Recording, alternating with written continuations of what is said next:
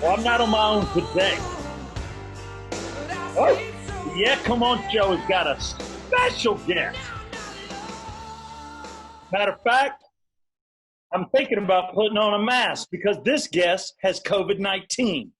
Damn. This show right now is talking to a rock star that has COVID-19. Never have we dug so deep into disease as we do today. We can handle the clap. We can handle a little VD. A pinch of AIDS, but never before have we had COVID-19 on this program.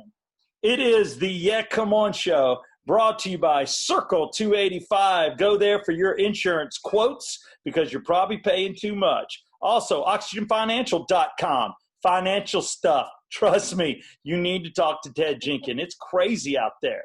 And lastly, Ridgeline Counseling, Dr. David Markwell, a fine sponsor. Counseling, can you ever get enough? I say no. This particular rock star will probably need to go through counseling because he has to explain to his wife how he caught COVID-19 and spread it to their children. The Yeah Come On Show proudly presents a guest that we have talked about. We wanted him early. We wanted him in the first weeks of this fine program.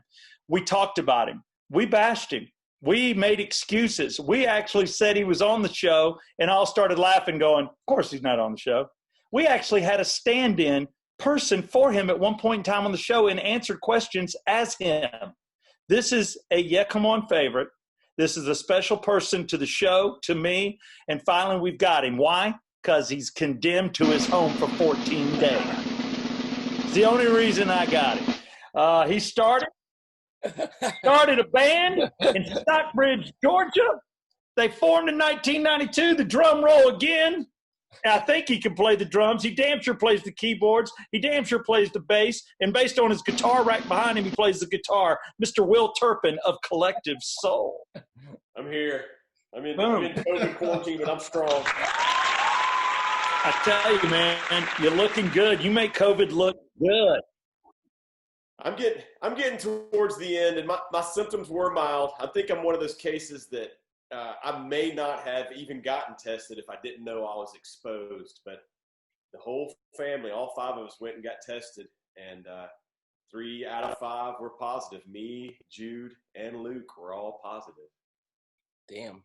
So at that point, who's safe? Your wife and then another son. Yeah, Donna and Tristan were negative. And the doctors just said, look, you've been with them the whole time. There's no reason for them to leave the house. They might have gotten a false negative, or they might actually start testing positive tomorrow. So they could still infect people. They could still be contagious within hours or days. So Don and Tristan stayed in the house with us. They took 2 more tests over the last 8 days. And even yesterday, they were still both negative. Now, Donna's kind of kept her distance from us in the home, but she's eating dinner with us at the table and cooked for us. And on the other hand, Tristan, he's 22 years old. I think part of Tristan wanted to go ahead and get it and get over with it. He's been in the jacuzzi every night with Jude watching TV. He's negative still. I don't know what to say. But we're in the last – we will go get tested tomorrow to see – me, Jude, and Luke to see if we are negative. And we should be negative tomorrow. We should be out of the woods tomorrow. So really, technically, I'm probably out of the woods as we speak, but I got to get tested tomorrow. Well, the good news is the band not currently on the road. We've seen Ed play at his house. I don't know if you're going to do any bass solos from your front yard like he did. Are you planning that?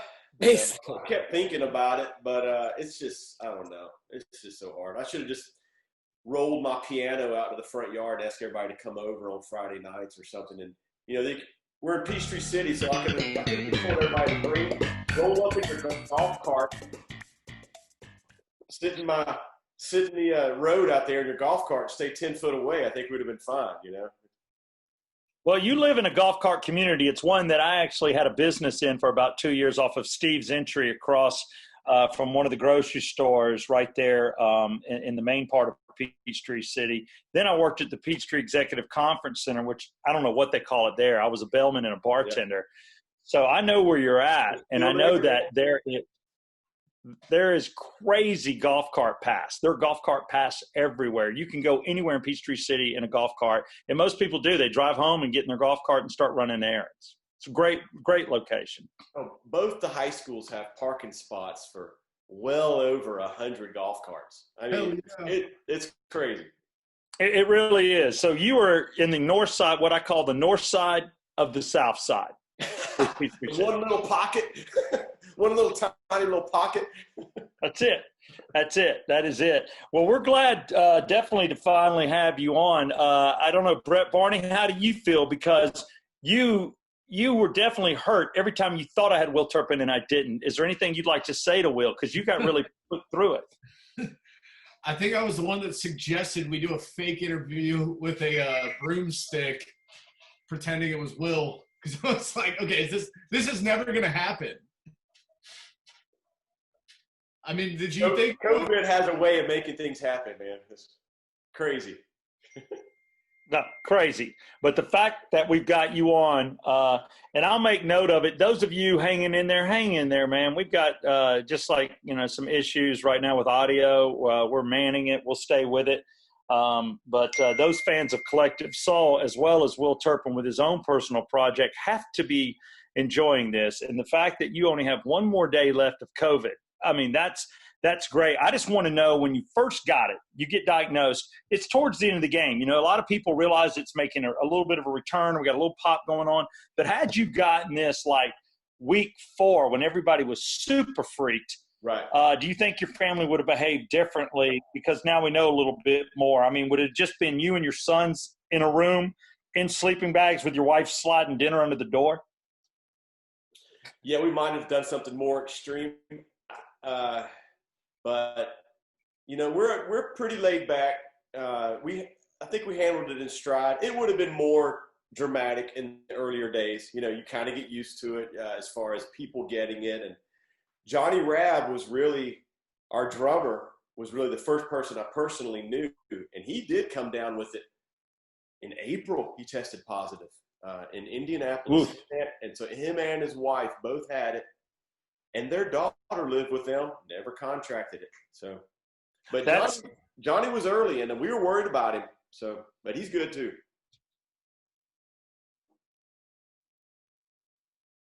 Yeah, and I guess to go back who Johnny was, you look at the band in its inception when it all started down in Stockbridge, Georgia. You, at the time, youngest person in Collective Soul, coming right out of high school.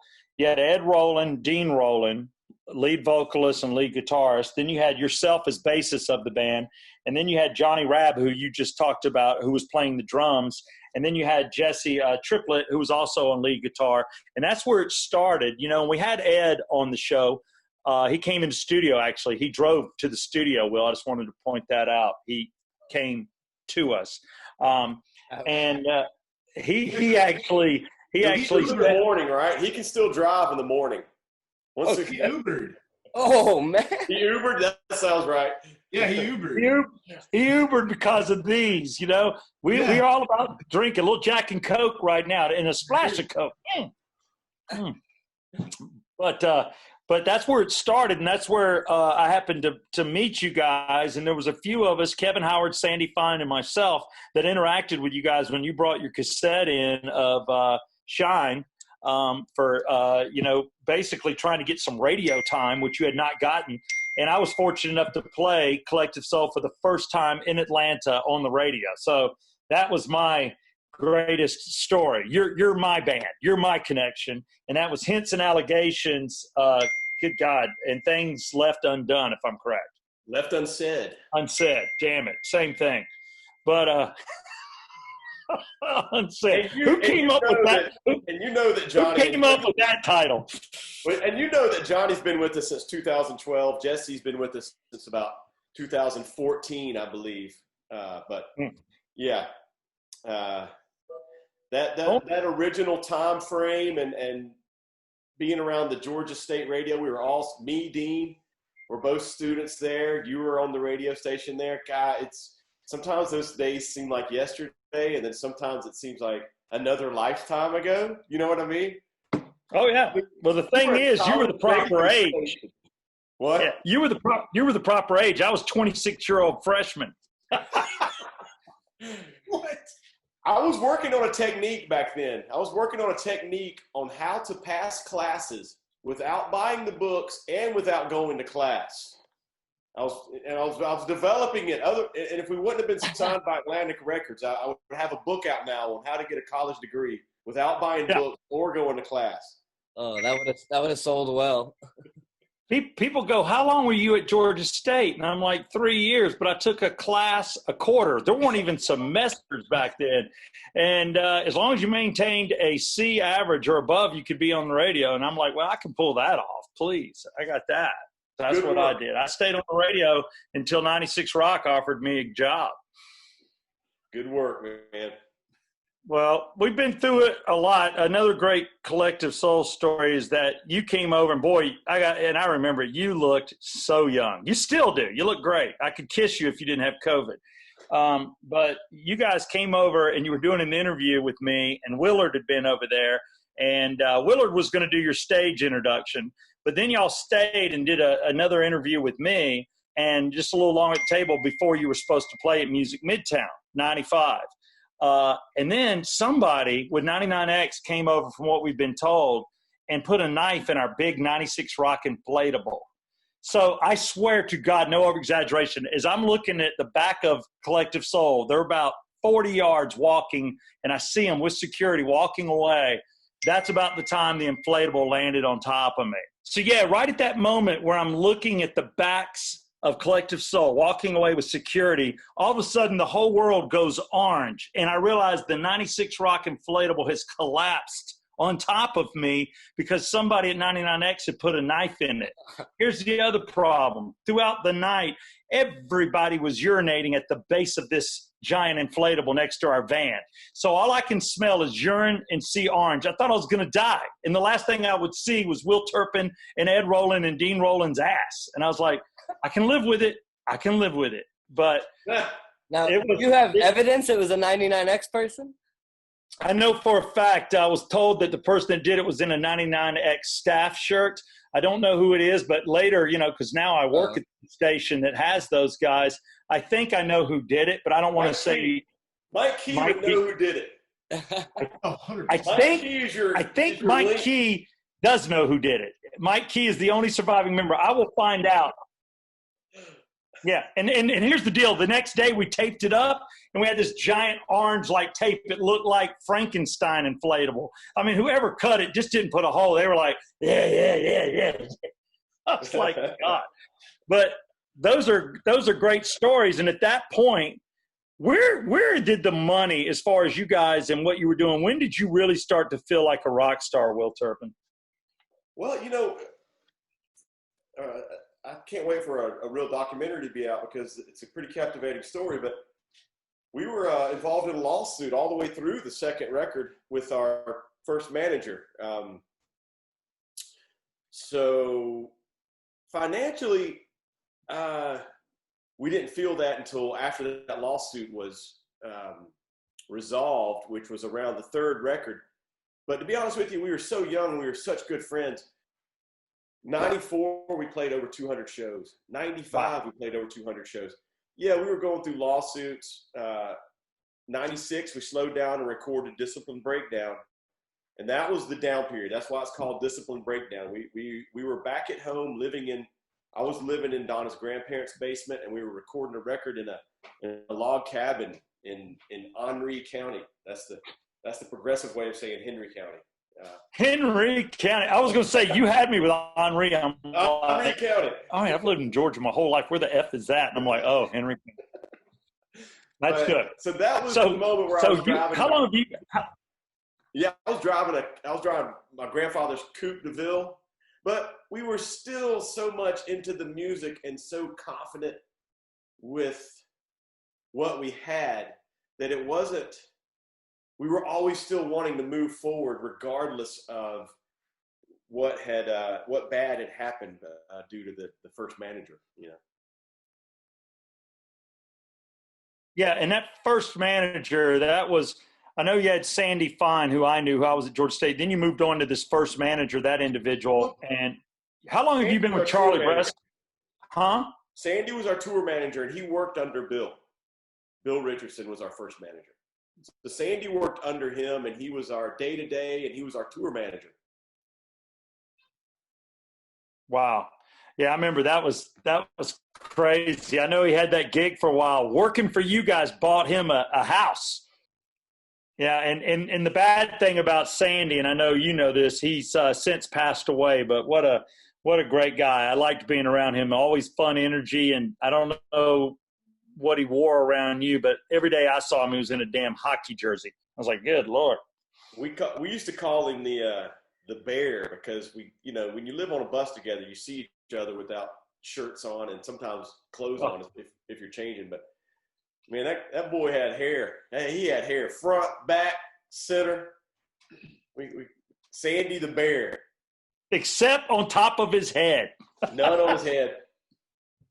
He was a great guy. We loved him. Some of those memories are they're just awesome. You know, I remember being young enough, we'd pull the bus over on the side of a road at a rest area when we were feeling restless, and we would literally play two-hand touch football full on, not just goofing around. It'd be 5-on-5 out there beside the highway for about 30 minutes just to stretch our legs. And I remember Sandy Fine just diving all the time. He would always dive and commit his body, and we'd get good laughs out of that. 100%, baby. I'm giving 100%. How many albums total now with Collective Soul? Because you look at what you guys did in the 90s. By 2000, you had Blender. You were moving on to your 5th album. So how many albums total now with the band? And then I know that there's something really big going on right now for you guys as well. Yeah, I think Blood was the 10th studio release. There's some acoustic stuff, and there's there's the live with the Atlanta Symphony. There's the live rock album, but our last one was our 10th studio release, and we've got another one in the can. I was really, really proud of Blood. It was a really strong record. The next was called Vibrating. Man, I'm not trying to pat ourselves on the back or anything, but the latest record, Vibrating, is just it's freaking exceptional, man. I'm really happy with where we are right now creatively. That's strong, and so many of you have gone off individually too. Let's talk about that first. Because you mentioned it, I'll highlight it. Seeing you guys with the Atlanta Symphony, I was at that show that night. And so many people from Atlanta radio and people I recognized, and you got me the tickets, thank you. But what a night! That was so impressive and sounded so wonderful, man. That was a really cool thing that you guys did, and you've been able to do the fun things because you've put out so many albums. Talk about quickly, just like you personally, what have you done? Because I love a lot of your stuff too. So go ahead and let people know what you've done. Yeah, I mean, I got my solo work out there. When I'm with Ed and Dean and I get on bass guitar, I really love focusing on the rhythm section and it's rock and roll.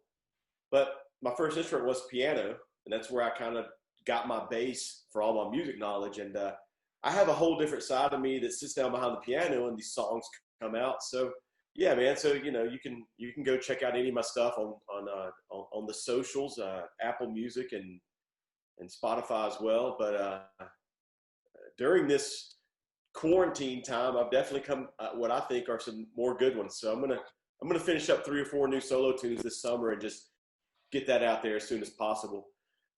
That last record, Serengeti Drivers, was a big concept album and 11 songs, and it took me about 2 years to really get it all together. So I'm ready to go back in the studio and just try to record 3 or 4 tunes really quick that I feel are strong. There's one called Cornerstone that's really about when you get quarantined and you're with just your family,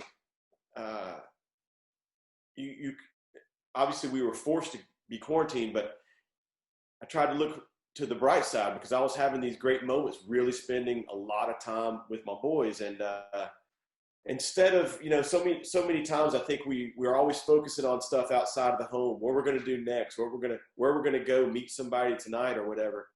And this song came to me during quarantine. It's called Cornerstone. And it's basically saying, make the cornerstone of your life here, your family and your friends and your loved ones. But anyway, I'm excited about that one. And there's a few other ones that I've written in the last 6 months. So.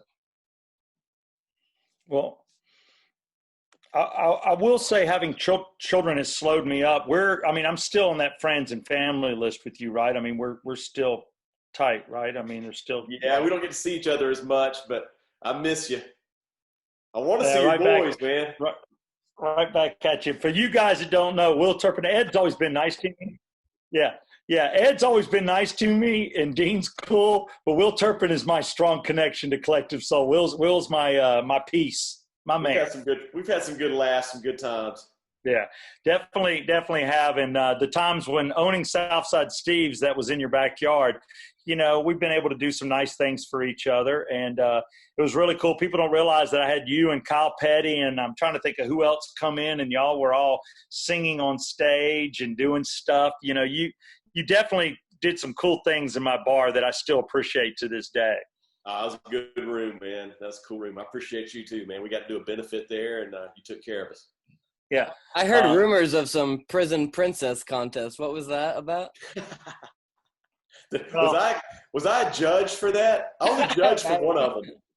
You've been a judge for almost anything and everything I can think of. Yeah, one of the prison princess. That sounds classy. Well, basically we did a beauty contest with girls with criminal records. Oh man. We had bikinis. We you ask them about scars. That was one of the talent things. Show us your scar from maybe the knife fight or the gun battle that landed you in prison, or the dent in the back of your head, because you were in a crazy ass relationship. Those kind of things came out. Oh man, it got out of control, if that's what you're asking.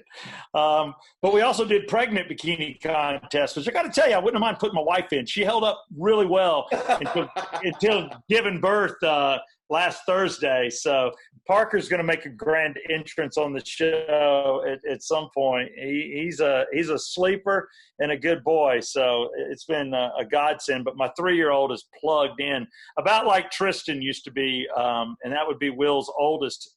And I just remember being at Atlanta Silverbacks game when I was doing the voiceover or the play-by-play for them and announcing. And I remember one time at halftime, everybody's out kicking the ball. Will goes, "Watch this. Tristan, go play." This kid stood about 3 foot tall, and his legs were like, and I'd never see anybody move that fast out on a soccer field. So you got some athletes, and I know you love the game of soccer. Yeah, I do. All my boys play, and we really enjoy it. We've been watching Liverpool today. Manchester United played earlier. The EPL's back. Look at you. Tristan used to run so fast. He used to play this game. He'd look at me. He was only about 3 years old. He would look at me, and he'd barely start to walk away. And then as soon as he thought he had enough of a lead, he'd take off as fast as he could go. And he could run. I mean, he could run so fast, but all of them could do that. Ride bikes early. We try to stay active. We have fun with it. Yeah, I'm noticing that too. We're at a part in the show now, Will, where it could go south, and I kind of like it because occasionally it has. But Brett Barney, I'm assuming you have prepared questions for Will Turpin, and you probably want to rattle a few off here. Oh, yeah. I've been writing as we've been going. I definitely want to start with this. We were talking earlier. You said that you were in St. Augustine and you came back to Peachtree City, and that was when you found out that you had COVID-19. Are you counted as a Florida case or a Georgia case? Georgia case, because that's where we got tested. Good question. Yeah, but for funding purposes, it's better for our state. I don't know. And considering the fact that you have COVID, what do you think about this possibility of having drive-in concerts? That sounds cool to me. That Have sounds you real seen cool. them? It's like a drive-in movie, except it's a stage in a parking lot, and people drive in with their cars, and you can stand by your car, and they're all like 10 feet apart. Yeah, I think I would have fun being in the crowd or being on stage. That sounds cool. I'd have a blast in the crowd. You know how much booze I can fit in my car? Like, let's get super easy. Get the spare tire out of here. Oh my Let's God. load it down, pack it with ice. I mean, The you cops throw- would just be posted outside the gate, just clipping people as they come out. Exactly. One of the questions I had for Ed, I want to ask you this as well. The Grateful Dead, they have the Deadheads. Beyonce has the Bayhive. Justin Bieber has the Believers. What does Collective Soul call their groupies? There's a few of them. There's what do we call them? I mean, we've done anything from Soul Patrol, but then one of the guys, somebody else took that one from us. We've done Soul Heads before. We don't really, we know half of them by their first name. I told Ed this was my suggestion. Y'all should have Soul Brothers and Soul Sisters. Oh yeah, there you go. Oh, I know the most popular Facebook fan page is I think it's called Collective Souls. So oh well. That's cool. How much do you hate Paul Rudd? Why? Slapping a bass. Slapping a bass. I'm sure you've heard that once or twice in your life. Well, I kind of yeah. Everybody likes to say that phrase. You know what? He was playing a Rush song in that movie. I can't hate that, man. I'm a big fan. I can't hate that at all. Yeah, but if you had $1 for every person that said slapping a bass to you, do you think you'd be richer or poorer? Yeah, I'd have a little more money. I'd have maybe an extra $100 or two. I mean, that's a fun night out, right? True. That's an Uber from your house to our studio. I'll take it. What are some of the rules that you guys have on the tour bus when you're out on the road? It's big time. Wow. What is that? We don't really have a whole lot of rules.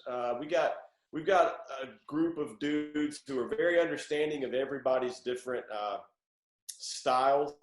I tell you, me and Ed are usually asleep first. I think it's something to do with just having kids at a younger age. We kind of crash down first. I'd say Dean and Johnny and Jesse, their rule is to never go to sleep until the sun's up. That's their rule. Damn. Other than that, I mean, we really don't have a lot of rules. No number 2 on the bus. That's what I'm saying. No number 2 on the bus. That's the most important. Yes. Who's most likely to break that rule?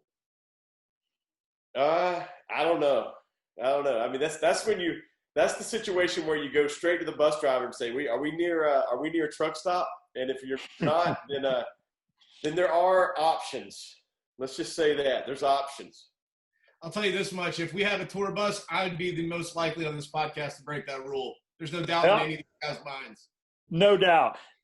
I would tell the bus driver just to pull over. I would just take a deuce right there in the grass, wipe and roll. I'd be gone.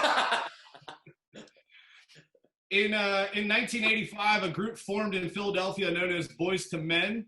In 1992, you guys formed Collective Soul. Do you think they MF'd your name when they heard it for the first time? Because it's way better than Boys to Men. Collective Soul is such a better name than Boys to Men. Yeah, I don't know. I don't know. Maybe I just want to start a beef with you guys and Boys to Men. try to start. Right. That's it. That's really all I 25 years later, yeah. It's so hard to say goodbye. If you looked at all the members of the band, including yourself, and said, like, hypothetically, you guys didn't become musicians, what professions would each person have? Wow. Okay. Wow, that's really hard because that's all we've ever done our whole lives is music. We'd be in the studios or be working for a record company or something like that. You know. Ed Ed was a great engineer at my father's studio, which is I've taken over my father's ownership at Reel to Reel, Ed was a smoking engineer, man. He was there reel to reel all the time, man. He was a great engineer. So, I mean, we'd probably be behind the scenes in the music industry. Ed told us that he used to mow lawns, and you guys would drive by, and he'd be out there mowing grass. You think he'd, have a little lawn service? Ed probably did that one time. I don't remember Ed in physical labor ever no, I'm not sure. Maybe once. I had to cut that grass down there too. But I think even when I was 7, I was always 7 years younger than Ed, but even when I was 15 and he was 22, I think I still cut that grass more than he did. Oh, I'm sure. I thought that was a reach too, him talking about physical labor. I'm like, what? Maybe really? One time. Just one time, and he was like, that's it. I'm never mowing grass again. It's Georgia. It's hot. It's miserable. I'm sure he was on a riding mower. No, it was a push mower. And it had a nice hill, too. It wasn't that fun. Who's a better bass player in their prime, Flea or Bootsy Collins? Ooh, that's two awesome ones, man. I know. That's why I picked it.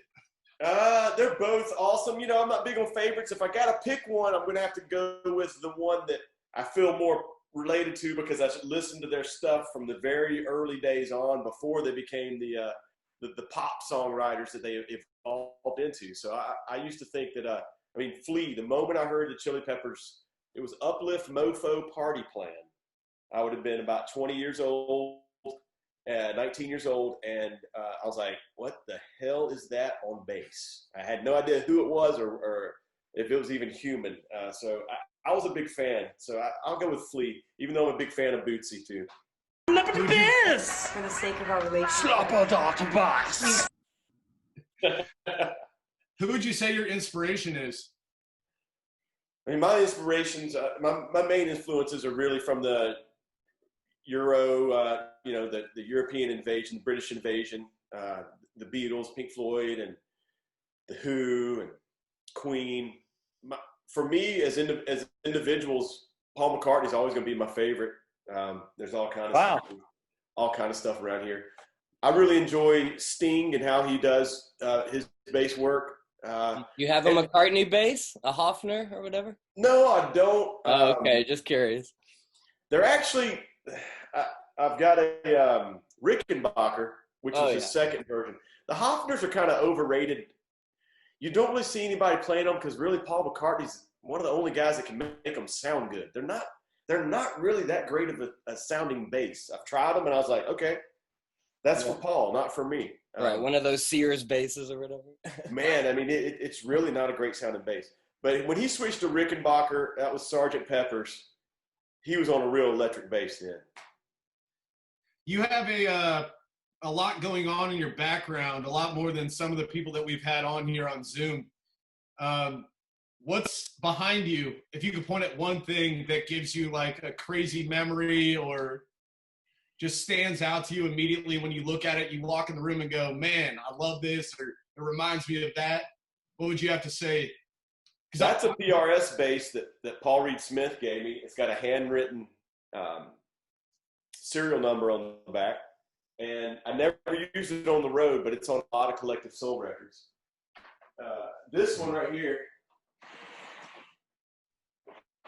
And this is a bass tree, right? This is my father's 65 jazz bass. So fundamentally, that one means the most to me. And I got a bunch of guitars down here and stuff, but okay, I got one more. Let me give you one more here.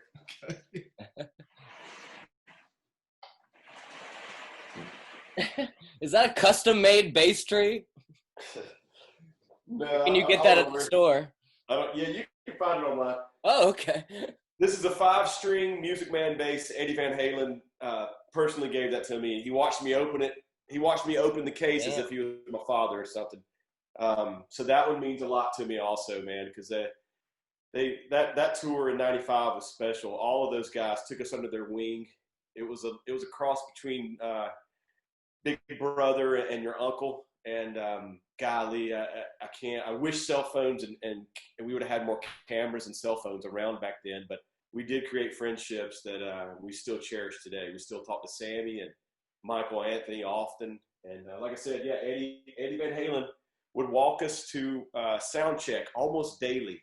He would meet us in our dressing room and walk with us to sound check. And one afternoon, he was like, because musicians are always thinking about their next instrument or what they want next. And he's like, what color do you think, what are you thinking about for your next bass? And I didn't think anything of it. He really played me well. I was like, man, I want an all black. I want to get an all black bass next, probably a 5-string. And it was about 2 weeks later, his guitar tech saw me come into the arena. And when I got to my dressing room, there was a case that had my name on it. And Eddie snuck in behind me to watch me open the case. So that's a good story and a great memory.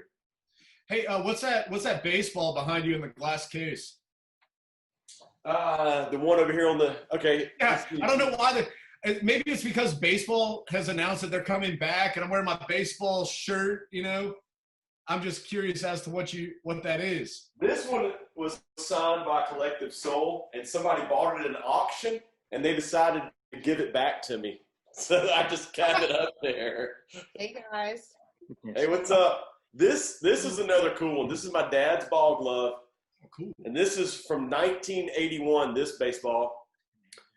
I was on the pitcher's mound, and I started a triple play, and we were in extra innings, and it was opening game. So my coaches signed it, and then they wrote down Will Turpin triple play right down there. So I keep that one in my dad's ball glove, and that's on the shelves up there. That's really cool, man. Unassisted? It actually was unassisted, but the only reason it was unassisted is because it was opening day, and the team we were playing at 11 years old was still a little uncoached, let's say, because the guy on third was like going into his dugout, thought he had scored a run, and I got to tag second real quick and then just kind of jog over to third. So that got us out of the inning. That's pretty cool. Coach Eddie Heaton, I'll never forget it, man. What a great guy. What great times. Well, it looks like we have another special guest on the show.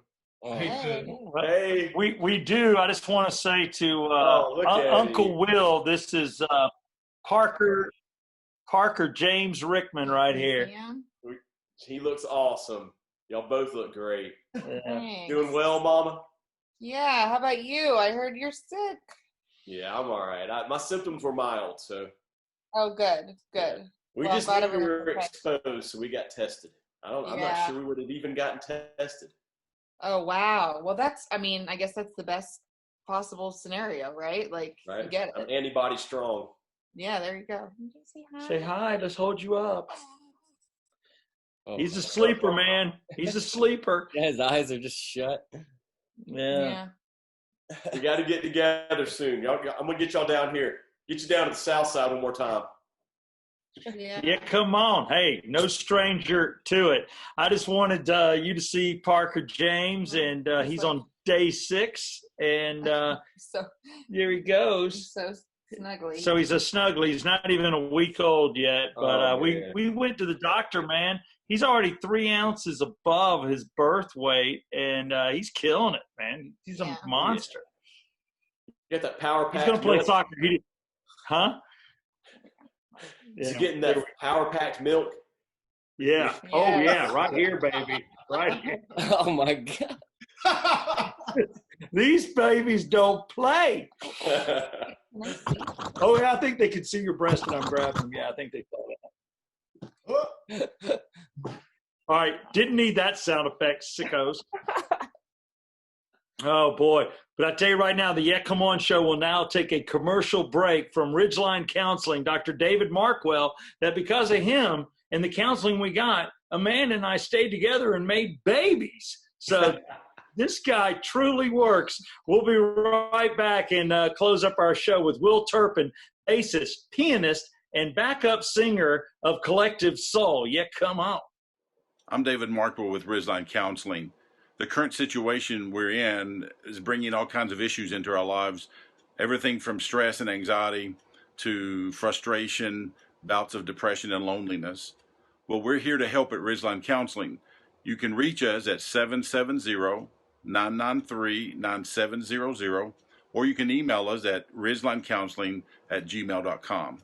Currently, we're offering telemental services through video and phone platforms, and in a few weeks, we'll be transitioning back to in-person office visits. In the meantime, stay safe. We'll get through this. Yeah, come on. Back with the Yeah Come On show, again brought to you by Circle285.com, of course, OxygenFinancial.com, where Tyler Maynard is positioned normally from our headquarters in our studio that we don't go to because of COVID, and then to our special guest who has COVID, Will Turpin. Thank you so much. Again, David Markwell from Ridgeline Counseling. If you and Donna need to talk to a counselor, he's available. Tell him Southside sent you. You'll get 20% off, okay? All right. I think I just need to send all 3 of my kids to a counselor. It's not me. It has nothing to do with me. It's just my kids, man. Well, my kids can't go to one. I don't know at this point who's going to counseling. Amanda and I have both been. We were talking off air about the size of our penises, and I didn't. Amanda can barely walk right now. And it's still because of what I did to her 10 months ago. So. Where do you measure from when you're talking about your side? From the back of my butt forward? Yeah, from his tailbone. Yeah, the tailbone. Start at the top of the tailbone. Down around. No, I don't know about the rest of y'all, but it's on the same level. So I go back of butt to tip. That's what I do. Because I got in a position once where my hip, I know, went inside. I give it off. I give it off. Her mom's like, why is Amanda sore? I'm like, I don't know. Steve, you don't measure in inches. You measure in ponytails, right? Yeah. It's like 2.5 ponytails. Yeah, I'm a man bun. I got it. No, man bun's what the end of it looks like. And I will tell you, Will Turpin was the first to bust the man bun. And I had my wife do me a couple of man buns. I love the look. Are you still doing the man bun, or what's going on? I went short here recently. I cut it back up. I couldn't tell.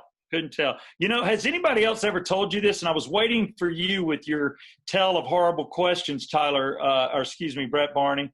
You look like Michael Hutchins to me. I always tell you that. Does anybody else give you that? Or am I the only one? I've heard that. That's a really good compliment. Good looking dude. Yeah, I would like to see you naked. Shut up. I'm not gay, Well, but get on tour. We're naked all the time backstage. We ain't got time to be bashful backstage. We just have to tear it down and put it back up. Yeah, because y'all do outfit changes. I dig that. I like a band that does outfit changes. You can't just stay sweaty all night, man. You got to change it up. No, you got to change it up. Yeah, for sure. Well, I just wanted you guys look at this, man. He's sleeping like he passed out. But hold on. This is what Will looks like on tour. At 10 o'clock at night, right? You go to bed early. I'm so out of the baby game. Luke is almost 15 years old. My youngest. I can't believe your youngest is 15. Cannot believe it. And I wanted to we almost named him Luke. Yeah, we did. We came really close to Luke, dude. Like, it was either Luke or Parker.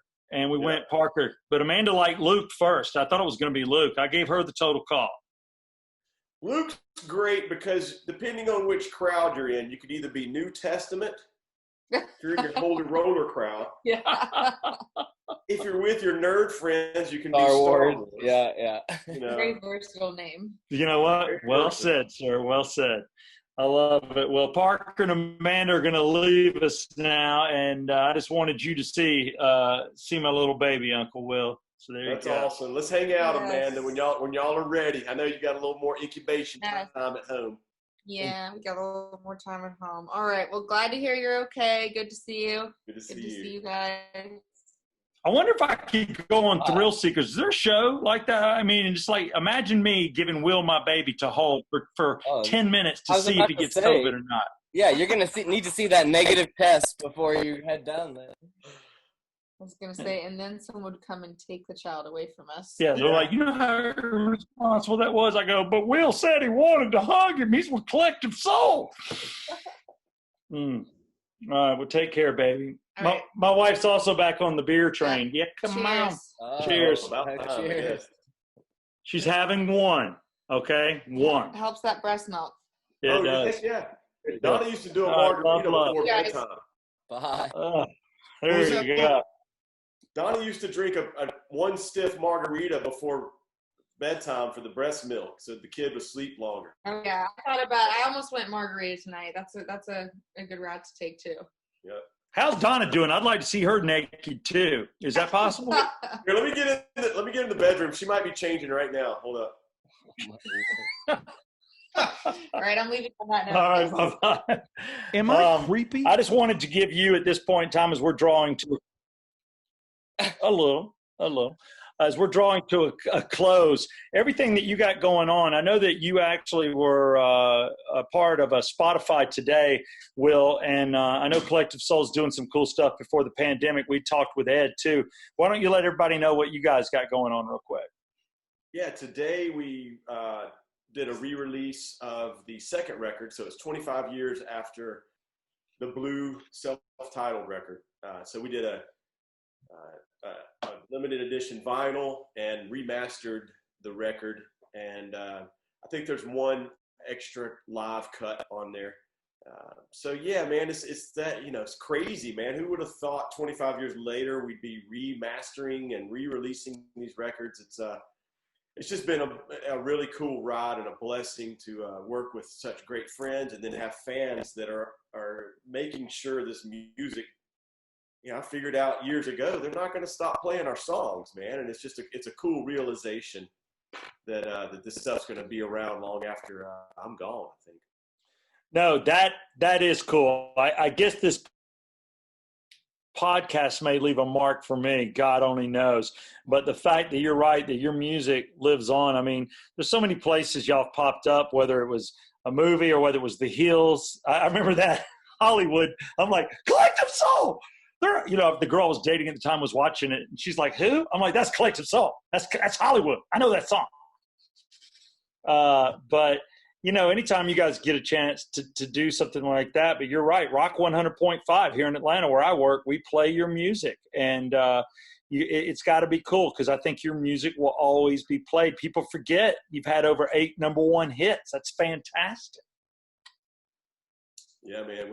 And when we get together and create today, I still get those same feelings, and when I know it's right, the hair will stand up on my arms, and I get the same feelings. And it's just music is I tell everybody all the time, music is a magical thing. We don't understand exactly why it makes us feel the way we do, but it can change the way you think. It can change the way you feel. It can be a healer. So it's just been a great thing to be a part of this band and still be able to create. Well, and I want to give a special toast, because I had a chance to meet him and be around him. I just want to say a toast to your father, who, in my opinion, basically got Collective Soul started. The Reel to Reel, which you run, where Ed Rowland started to work, where it all came from. A toast to Mr. Turpin there. Cheers. All day long. Yeah. So you hang in there, and I just want to say that it was a pleasure having you finally on the Ed Come On show. You were the most sought-after guest we have ever had. I say that to anybody that's been on the show that's watching this. We wanted Will Turpin, and now we got it. Thank you, man. I love you. I love you too. Any parting words from you, Brett Barney? You savage little co-host, you. Thought about a couple, but I don't know if I should throw any of them out there. Thank you for coming on. Well, you can't do that. That's ridiculous. No, I'm kidding. Well, I mean, because I could hammer into anything and be like, hey, I know. We could go another half hour. We could. We'll have them on again. Yeah. All right. I'd like to extend an invitation. I know Steve already has, to have you in studio sometime. Yeah, let's do that, man. Whenever we got a good reason to get together and talk about some stuff, I'm into it, man. Did you mention? There you go. Did you mention earlier that about a documentary? We've been trying to piece together all the artifacts for a couple years now, but when this documentary comes out, you know, a lot of people understand that we're from a small town, but there's so many intricacies, and it's really such a captivating story. I know I'm part of it, but you know, Steve mentioned it. This small town international band story started with a home studio that my father started in 1976, and from there, you know, Ed hones his craft as one of the engineers there, and we get to watch Ed hone his craft as one of what I believe is, you know, one of the greatest songwriters of our era, and we came together as friends, and we started something that's you know, I feel like is truly special. Yep. You come from a talented family. You know, I've had a chance to be around you and your brother. My heart forever go out to your sister without getting into it. And it was nice to meet the Turpins. It reminds me a lot like the Rickmans, except you guys are talented with instruments and we're artists. So Tell your bros. but you got a wonderful family, man. And I dig how you live. Yeah, I just dig how you handle yourself. One last thing to close up on. There was a horrible rumor that I was trying to dress like you. I will tell you that I did go out and get high top bands because of you. Did you own that surfing jacket in question, and did you wear it into studio? Honestly, I've heard you guys go over this a couple times. I'm not. I can't say that my account is solid. I really don't remember. I'm gonna have to say I don't remember. I can't pick a side on this one.